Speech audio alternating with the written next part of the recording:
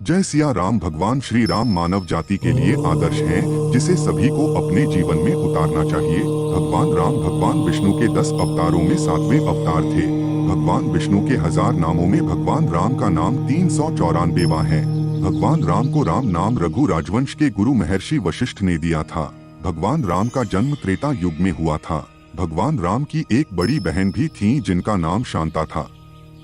भगवान राम का जन्म इक्ष्वाकु वंश में हुआ था, जिसकी स्थापना भगवान सूर्य के पुत्र राजा इक्ष्वाकु ने की थी। इसी कारण भगवान राम को सूर्यवंशी भी कहा जाता है।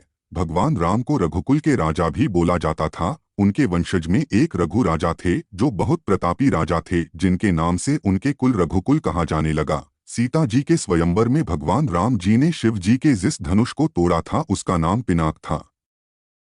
वनवास जाते समय भगवान राम की आयु 27 वर्ष और माता सीता की 18 वर्ष थी। जिस जंगल में भगवान राम और सीता माता और लक्ष्मण जी ने वनवास काटा था उस जंगल का नाम दंडकारण्य था। राम जी के धनुष का नाम कोदंड था। भगवान राम का अवतार एक पूर्ण अवतार नहीं माना जाता है, क्योंकि उनको 14 कलाओं की ही जानकारी दी गई थी और भगवान श्री कृष्ण 16 की 16 कलाओं में पारंगत थे। ऐसा जानबूझकर हुआ था क्योंकि रावण को वरदान था कि एक मनुष्य ही उसका वध कर सकता था। भगवान राम जी के छोट भाई लक्ष्मण, सीता मैया और भगवान राम की रक्षा करने के लिए 14 वर्ष के वनवास में एक भी दिन नहीं सोए थे, इसलिए उनका एक नाम गुडाकेश भी है। रामचरितमानस के अनुसार कि भगवान राम और रावण के बीच 32 दिनों तक युद्ध चला था, जबकि दोनों सेनाओं के बीच 87 दिनों तक युद्ध हुआ था।